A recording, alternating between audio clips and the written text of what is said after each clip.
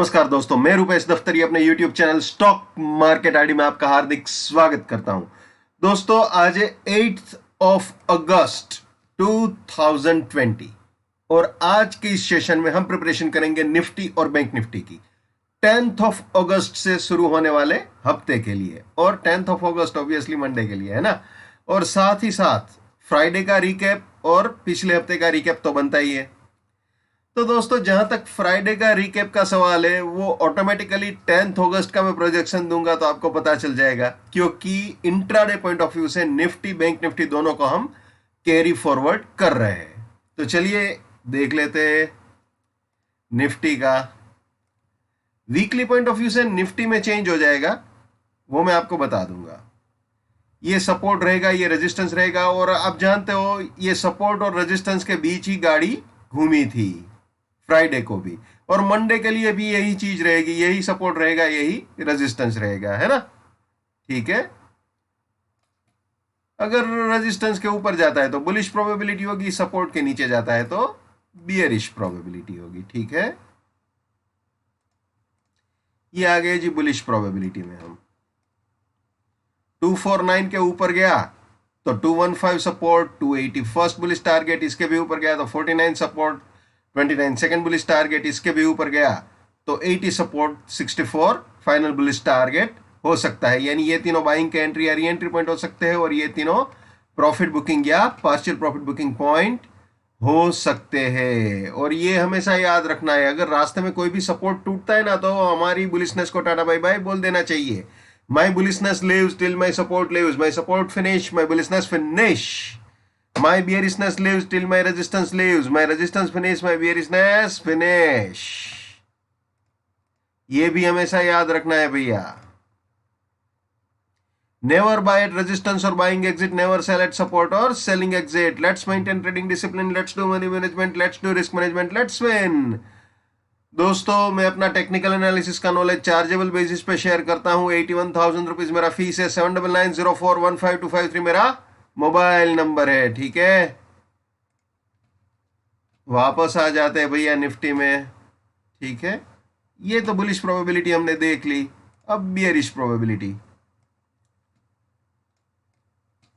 अगर सपोर्ट टूटता है तो 150 रेजिस्टेंस, 70 फर्स्ट बियरिश टारगेट, इसके भी नीचे गया तो 120 रेजिस्टेंस, 35 फाइनल बियरिश टारगेट हो सकता है। ठीक है,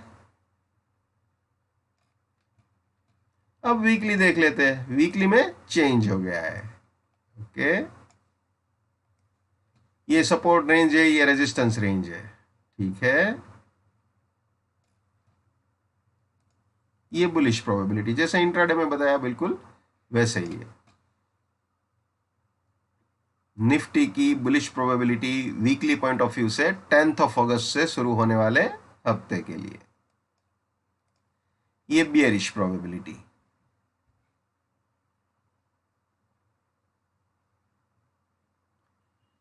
ठीक है,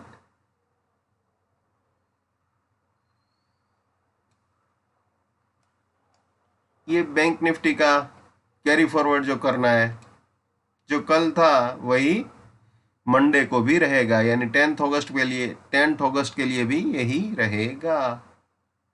आप जानते हो बिल्कुल सपोर्ट टू बाय एग्जिट वाला जर्नी रहा है फ्राइडे को, और अभी भी इन दोनों के बीच में ही घूम रहा है, यानी सपोर्ट और रेजिस्टेंस के बीच में ही घूम रहा है गाड़ी। ठीक है ना, ये बुलिश प्रोबेबिलिटी।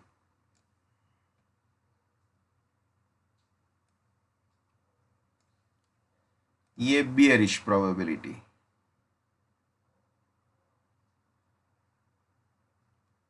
अब एक बार वीकली देख लेते हैं। वीकली का भी कैरी फॉरवर्ड ही किया हुआ है। ठीक है,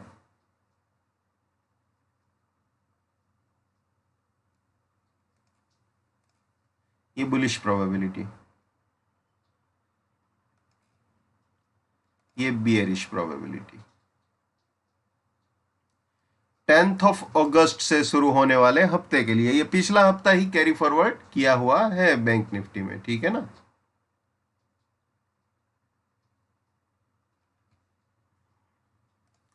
तो दोस्तों ये थे निफ्टी और बैंक निफ्टी। अब एक और बात, बहुत से लोगों को कंफ्यूजन होता है।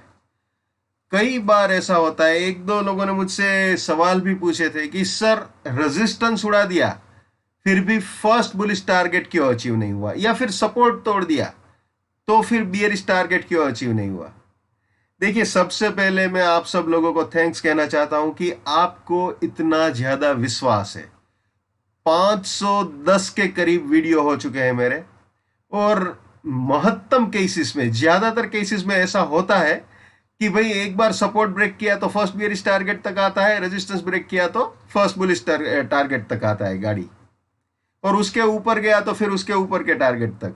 तो ये देखते देखते एक ऐसा माइंडसेट बन जाता है कि भाई एक बार सपोर्ट तोड़ा तो फर्स्ट बियरिश टारगेट आना ही चाहिए, एक बार रेजिस्टेंस तोड़ा तो फर्स्ट बुलिश टारगेट आना ही चाहिए। ऐसा कोई रूल नहीं है भैया, ऐसा बिल्कुल ही जरूरी नहीं है कि रेजिस्टेंस तोड़े तो फर्स्ट बुलिश टारगेट आना ही चाहिए, या सपोर्ट तोड़े तो फर्स्ट बियरिश टारगेट आना ही चाहिए। ऐसा कोई कंपलसरी नहीं है। अगर ऐसा कंपलसरी होता तो मैं क्यों बोलता कि आप मनी मैनेजमेंट करो, रिस्क मैनेजमेंट करो, जब सपोर्ट के पास आए तब बाय करो, जब रेजिस्टेंस के पास आए तब सेल करो। ये सब बोलने की जरूरत ही नहीं थी। फिर तो मैं यही बोल देता कि जैसे ही ब्रेकआउट हो चढ़ जाओ गाड़ी में। ऐसे नहीं होता है। तो ज्यादातर केसेस में अचीव होता है, लेकिन अगर आपने गलत एंट्री ले ली है और आपका स्टॉप लॉस ट्रिगर होता है तो फिर सीधी बात है, धुआं निकलेगा ही, गुस्सा आएगा ही। तो एक बार आप अपने आप में तय कर लीजिए कि आपका रिस्क एपिटाइट क्या है। आपने 10 बार एंजॉय किया हाई रिस्क लेके, थोड़ा सा प्रॉफिट लेके, और एक बार अगर आपका स्टॉप लॉस ट्रिगर हो गया गलती से, गलत एंट्री से, गलती से नहीं लेकिन गलत एंट्री से, तो फिर आपके अंदर वो अफोर्डेबिलिटी होनी चाहिए। आप ये सोच लो कि अगर स्टॉप लॉस ट्रिगर होता है तो क्या आप उसे अफोर्ड कर सकते हो या नहीं कर सकते हो। उतना ही रखो जितना आप अफोर्ड कर सकते हो। पहले आप अपना देखो रिस्क कितना है, रिवॉर्ड कितना है, उसके हिसाब से एंट्री प्लान करो। क्योंकि ये स्टॉक मार्केट है, यहां पे कोई एफडी नहीं है बैंक की कि भाई इतने टाइम में इतना तो होगा ही होगा। ठीक है ना। तो अपने रिस्क रिवॉर्ड को पहचानिए।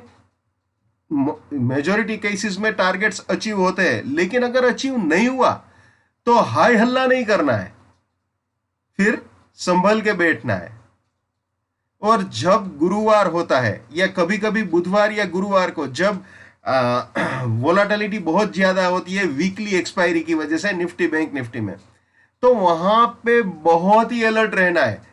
कई बार ऐसा देखते हैं, कई बार क्या मेजॉरिटी, करीब करीब हर गुरुवार को आपको ऐसी चीज देखने को मिलेगी कि वो सपोर्ट तोड़ेगा, प्राइस फिल्टर से तोड़ देगा, टाइम फिल्टर से नहीं तोड़ेगा, फिर थोड़ी देर ऊपर चला जाएगा, फिर कुछ नौटंकी करेगा, या फिर रेजिस्टेंस के ऊपर जाएगा, रेजिस्टेंस ब्रेक नहीं करेगा, वापस नीचे आ जाएगा, प्राइस फिल्टर से उड़ा देगा, टाइम फिल्टर से नहीं उड़ाएगा।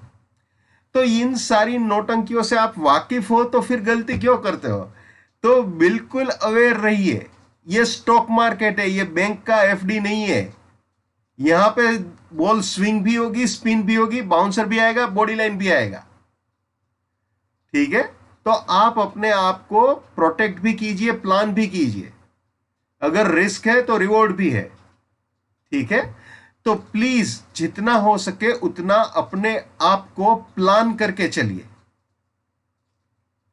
हमेशा एनालिसिस ऐसा ही होना चाहिए कि पॉजिटिव माइंडसेट ऐसा ही होना चाहिए कि भाई टारगेट अचीव हो, लेकिन साथ में प्रिपरेशन ये भी होनी चाहिए कि अगर नहीं होता है तो कितना लॉस आप बियर कर सकते हो, ये भी देखना जरूरी है। दूसरी चीज, जहां तक स्टॉप लॉस का सवाल है, स्टॉप लॉस ऑलवेज प्रिसाइज ही होना चाहिए। फॉर एग्जांपल आप बाय कर रहे हो तो जो सपोर्ट है उसमें से प्राइस फिल्टर निकाल दो, तो जो वैल्यू आएगी वही आपका स्टॉप लॉस बाइंग के लिए होना चाहिए। अगर रेजिस्टेंस हमारा है तो उसके अंदर प्राइस फिल्टर ऐड कर दो, तो जो वैल्यू आएगी वही सेलिंग का स्टॉप लॉस बनेगा। ठीक है। और उसके बाद एग्जैक्टली जो इमीडिएट फर्स्ट टारगेट होगा वो आपका टारगेट रहेगा। बुलिश पोजीशन के लिए बुलिश फर्स्ट टारगेट और बियरिश पोजीशन के लिए बियरिश। तो उस हिसाब से आप कैलकुलेट करके चलो। ठीक है। बाकी हर इंसान को अपनी ट्रेडिंग अपने नॉलेज के हिसाब से करनी चाहिए। पैसा आपका है, रिस्क आपका है, रिवॉर्ड भी आपका है, तो फिर दिमाग भी आप ही का होना चाहिए। लेकिन मेरे एनालिसिस की वजह से आपको किसी भी तरह का फायदा होता है या आपका नुकसान होने से बचता है तो मेरे लिए बड़े सौभाग्य की बात है। So wish you all the best, keep winning, keep earning. जय हिंद, वंदे मातरम, भारत माता की जय, just keep it up, come on.